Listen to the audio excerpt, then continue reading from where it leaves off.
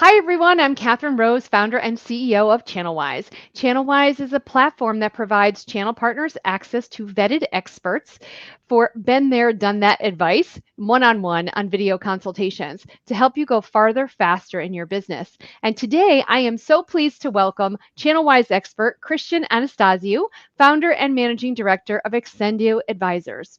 Prior to founding Extendio and a successful career in IT, mergers and acquisitions, he was an operator, a CEO and sales executive, buyer and seller of several technology companies, ranging from Fortune 100 to middle market and startup. So welcome, Cristian. Thanks so much for being with us today. Thank you very much. Thank you very much for having me. It's great to see you. Well, and it's funny because over the years, I've been in the channel quite a long time, and it just seems more and more prevalent right now. Every conference we go to has an M&A panel. Have you noticed that too? And do you think it's because a lot of folks are kind of aging out of the IT channel? I think it's a combination of things. I think you're right that many companies were founded in the 90s and early 2000s. So the owners are in the late 50s, early 60s, so getting ready to think about an exit. But I think it's also the nature and the structure of the companies we see in the channel. If you look at it, I think in terms of MSPs alone, we count probably 10,000 or maybe more. Granted, many of those are small companies with maybe a couple of employees. But even if we put a threshold at 1 million or 2 million in revenues, you're going to have thousands of companies. The Yeah, nature of their business is recurring revenue. right. So these two elements, size, small businesses, and the recurring revenue is what has attracted private equity. They love the recurring nature of the revenues. They like the opportunity to consolidate, to roll up, to acquire a lot of these businesses. And I think this is what we've seen over the last couple of years. We counted well over 100 private equity firms that invested one, two, or more companies, acquired more companies in the space, with some of them already north of 50. So I expect that we'll continue to see this development in the channel as long as the business is solid and the number of companies still available for acquisitions are in the thousands. Oh, I would assume so. Yeah. Folks making that leap to like I said, the recurring revenue really, kind of sparked this, fervor, I guess, over M&A. Um, if someone is out there listening and thinking about so I guess we could start from the beginning. So let's say I'm a new MSP and I'm thinking that, maybe 5 or 10 years down the road, I want to set my business up to get sold or to get purchased. What are the kinds of things I'm thinking about? That's a great question. And very often we're being asked that question late in the life cycle of a company and when there's not enough time to maybe correct some of these things. I think there's a couple of categories we look into. One of them, the longer term, is everything related to the business. And the secret here, there's nothing specific to M&A that a business owner should do. I think they should run their business as well as they can Okay. because it makes business sense. Serve their clients as well as they can, have happy employees, hire the best, keep them. Very important, grow a management team. So scale the business and make it less dependent on you. This is very specific to M&A Mhm. because a buyer will feel more confident that the business is not dependent on the owner, and both the earnout is going to be shorter and generally the purchase price is going to be higher for a business that is less dependent on the owner and is scaled. We also recommend, and I know this is a little bit self-serving, for a company to even consider an acquisition or two. That's a great way for a business owner to put himself in the shoes of a buyer. He's going to be able to relate later on what is important from a buyer perspective. And I think it's also a great test for the culture of the company to be able to integrate another team, even if it's a small team. These are some of the most important things. Obviously, recurring revenue, that's gold. So they want to focus on developing, growing the recurring revenue component. And they want to have early on processes and structure when it comes to financials. Most of the business owners in the MSP space tend to be technical. Sometimes they could be sales. Almost never does a financial person who starts an MSP. And people don't like finance in a natural way. But again, I think it's very important early on in the life of a company to establish those processes and those procedures and tools that will allow you to scale and be an attractive target for an acquirer. Well, yeah, because obviously you don't want to have to unravel all that mess, right? When you're 10 years down the road or 20 years down the road and you really want to get acquired, you don't want to have to sit back and, and like I said, unravel, any challenges in your finances. But I thought it was really interesting what you just said about think about perhaps acquiring another company before you yourself get acquired, so you can kind of, obviously you could grow through acquisition. I know there's several MSPs that have, grown through acquisition themselves before they then got acquired. So that's really interesting. And let's say somebody wants to do that. What are the kinds of things that they should be looking for in perhaps another MSP to acquire? Well, really, I think the first question is to ask yourself, why am I doing it? And I think you have to define your goals. And it could be just scale. It could be maybe adding a geography, right? If you're Yeah. in a certain city somewhere in Texas, you want a second large city because some of your clients maybe want to be served in those geographies as well. Or maybe there's a specific technology. Obviously, security is big right now, Yeah. but it Yeah. could be other elements where you add another component in your offerings, and then you have that 1 + 1 = 3 that everybody Right. is trying to find. Right. That's interesting. And so Just when one you're quick. thinking, sure. I'm sorry. Just going back quick, if you don't mind, to the preparing to sell. Yeah. I think there is sometimes, I think, a misperception or some owners who try to improve their business or their EBITDA, their profitability, just a couple of months before closing. And that's Mhm. what before going to market. And I think that's a very questionable proposition, because quality buyers, experienced buyers will know how to see those last minute changes. And They're as going an to see it. example, all of a sudden, there's no company, a Christmas party. There's no events. There's no training where people go. Just trying to squeeze profitability, make the company look more profitable. That can backfire, both in terms of Uh, internal, the culture. But as I said, most buyers see that because they will look at 3 to 5 year financials, and they will okay. compare and they will see the trends. So that's something we ask our clients not to do, or do it very limited, unless it's long term and it just makes sense for the business, of course. But just to prepare for that one buyer to look good, I think this is not something we recommend.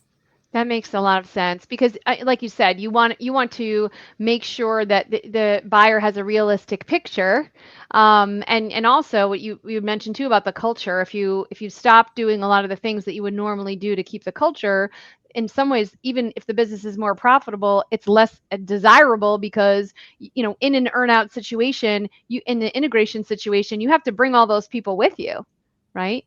That makes a Absolutely. lot of sense. That makes a lot of And sense. just to add one component, you might end up not selling the business for whatever reason. Then Yeah. you have to deal with the consequences. Actually, you have to go back and fix it. So all the good reasons not to push that too hard. Well, you talked about some of the, you just mentioned something specific about the process. I mean, do you see, do you see sort of different types of buyers? Do you see buyers out there that are looking for purely, the bottom line, and then some are a little bit more strategic? And what are the difference of those? Sure. So first of all, the two main categories of buyers are the financial buyers, the private equity firms and family offices, which are both in the same category. And these are the ones I mentioned at the beginning, who drove the consolidation in this space. And the majority of transactions occur in that space. Now, some of those, because some of the companies these SPs have acquired became platform. This is one larger first deal, and then the next companies become add-ons, so they Okay. get integrated into this platform. So that almost becomes like a hybrid deal. It's not a private equity per se, but it's not a strategic. It's probably more strategic. Okay. The second category is, as you mentioned, is the strategic. Some of them are backed by private equity, but they do have a more traditional strategic view of things. They try to add some components, as I said, the technology, a footprint somewhere, and in some cases add management skill set. They like the CEO. They want to add them to the management team. So it's all these aspects that tend to be more strategic. And I guess from your perspective as a seller, if you're wanting to sell your business, you want to maybe have an idea in your mind of who you're looking to sell to. Because a lot of these folks, as you said, they started their businesses 20 years ago, 30 years ago with the idea in mind that, they're serving their customers. Some of these people have become their friends, and they don't want to just sell it to somebody for the bottom line, reasons, because those people may not get the service that they had entertained in the past or enjoyed in the past. So, I guess maybe it is really important to start thinking about the different types of buyer that you would want to purchase your company. Absolutely right. And again, going back to the two categories we mentioned, they are different if it's a pure private equity deal, because there you have the option, if you want so, to roll over equity. So you remain invested in the business, you continue to have 30%, which is a good thing. At the same time, that ties you to the business, and you have to be committed to for a period of time that's not defined. You don't know when the private equity will decide to sell the business based on a number of, it could be 4 years, 3 years from now, it could be 7 or 8. So you're much more tied to that. In a strategic deal, you might have an earnout, but usually they tend to be 1 to 2 years max. And after that, you can go and do something else, or you can stay with the company in a senior role, whatever the arrangement is. So these two are very, very different components. With the private equity, usually the culture gets maintained. Very often the name continues with the business. In a strategic, usually you have that integration, becomes a company of ABC for a couple of months, and then the name disappears and the company becomes an office or a branch of the acquirer. Well, I mean, with all this M&A talk, in the channel, there's been some, I don't want to say a lot, there've been some who kind of look down a little bit at private equity, as, I don't want to say the evil empire, but I'm just going to say it because there have been the reports out there that, maybe the deal looked too good to be true, or someone that sort of didn't look at the fine print. So your company offers advisory services. So talk a little bit about how to find the right advisor, why it's important to find a good advisor, and what are the kinds of criteria folks should be looking at in hiring an advisory firm? Sure. Well, this is self-serving, obviously, but thanks for the question. Look, and I think it's an important question because we do not take any deal or any client. I think we want to be very selective, and we are selective. The most important thing is we focus on the IT services space. So we've done over the last 20 years a lot of transactions in the system integration, VAR, and the MSP space. We've done a couple of other areas as well when it comes to digital transformation or cloud, but a lot of our work is in this space. So I think there's 3 very important questions for a business owner to ask themselves when they talk to an advisor. Number 1 is, does he or she understand my business? And this is important because that's going to help the advisor position the company when they talk to the buyer. A part of the role of the advisor is really to take some of the work off the client's shoulders, let him run the business, and have the advisor run the M&A process. And if they don't understand the client's business, that conversation with the buyer is going to be very short or very embarrassing. So understanding that business for all the reasons discussed, I think it's very important. The second aspect is, do the advisor know the buyer? And I don't say necessarily personally, because there's a limit to how many people you know. But do they understand the buyer? Do they understand motivation? Have they done deals like this in the past? And the third one, which I think is actually probably the most important, is trust. Is there chemistry? Can I trust this person when that Saturday night at 10 p.m. I have to make a decision? And is that the voice I want to hear at the other end of the, of the line? And do I trust their judgment? Do I know they have the best, my best interest in mind? So these are the three elements that we believe are very critical to working with the right advisor. And when you say advisor, are you a lawyer or are you part of you would say would be part of a team to have a legal representation and the advisor? Is it part of a team? Yeah, no, we are specifically, and actually in our agreements, we disclose that we're not tax advisor, we're not accountants, and we're not lawyers. These are Okay. professionals who come to the deal towards the end once an LOI, letter of intent, is signed, and we go through due diligence and the purchase agreement is being. We advise all the rest of the process, right? From the preparation of the documents, the emotional preparation, which is a very important component as well. Are you ready to let go? Are you ready to go sell your business? And what are you going to do when the business is not going to be yours anymore? And then managing the whole process, finding the buyer, managing the negotiations, then working with our clients and the other side as project managers, almost doing the due diligence, and then helping with the sale. So that's, in a nutshell, that's our role, but we're not accountants and we're not attorneys. So it sounds as if I can engage with you or whoever can engage with you prior to even having a buyer. So if I'm starting to think about selling my business, I would engage with you because you could help me find a buyer, it sounds like. Absolutely. That's part of Okay. the engagement. And Okay. interesting enough, and it's a good thing you mentioned, because in a majority of deals in the lower middle market, and this is companies with revenue starting at 1 to 5 million and even going up to 50 million. The number of potential buyers, as we discussed, is very high. So the Yeah. probability of a seller knowing the buyer at the beginning of the process is actually very low. And I can tell you, if I look back 20 years, dozens of transactions, almost in every transaction, the buyer was not known to our client.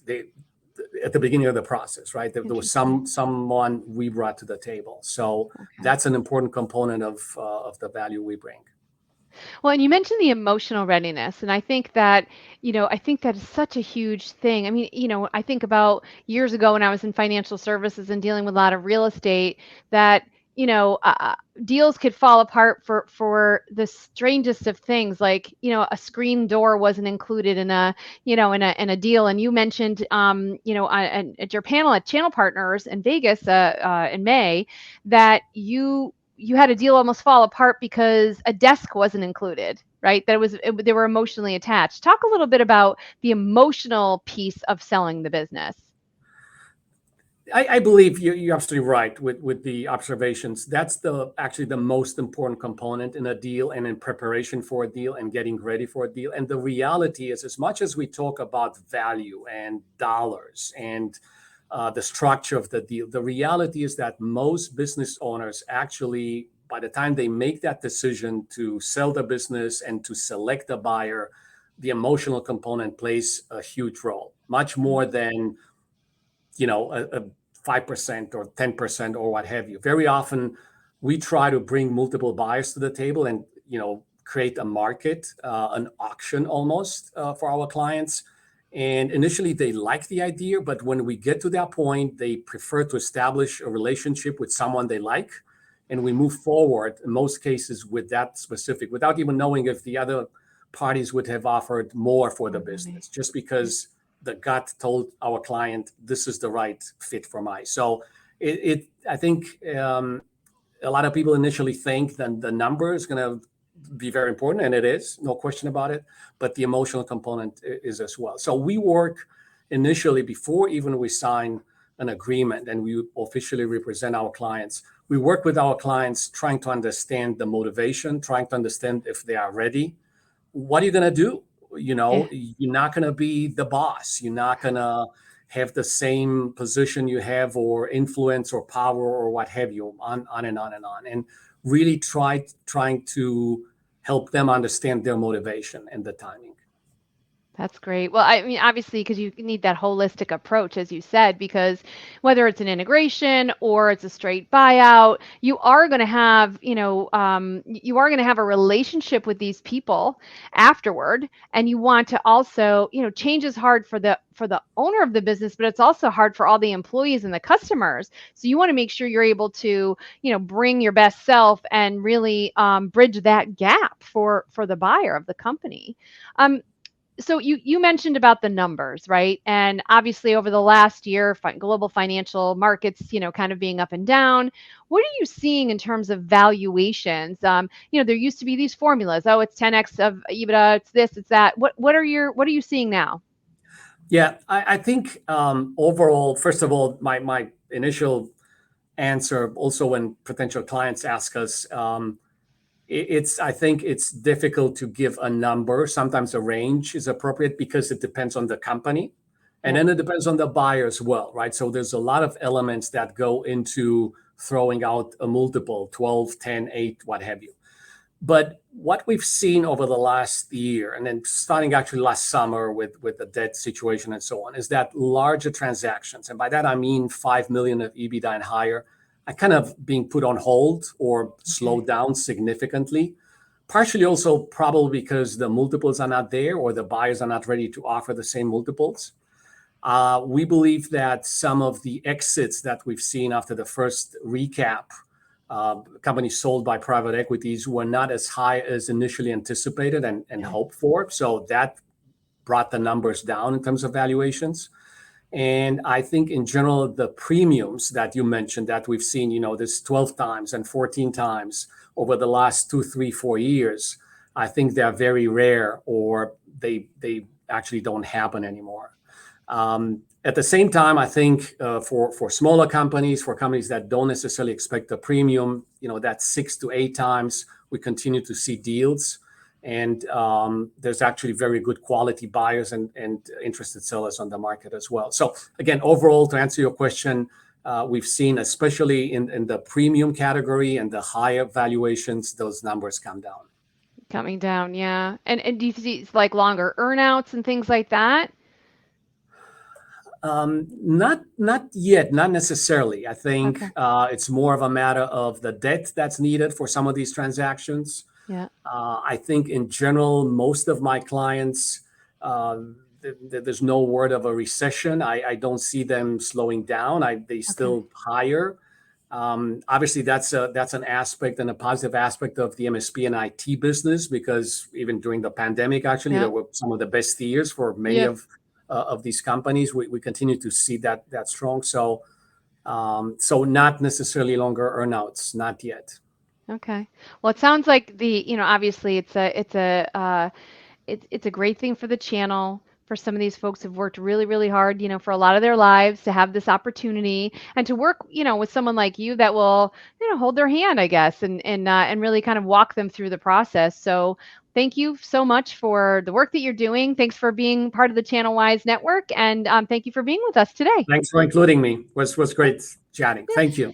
Okay, and of course, if you anyone out there, if you'd like deeper advice on this subject, you can head over to Christian's profile on ChannelWise, and we'll put that link into the post. And of course, if you have other questions, marketing, sales, whatever, we have hundreds of experts that are all here to help you go farther, faster in your business. And we welcome to have you the next time. So we'll look forward to seeing you then. Thanks again, Christian. Thanks, Kathryn. All the best. Thank you.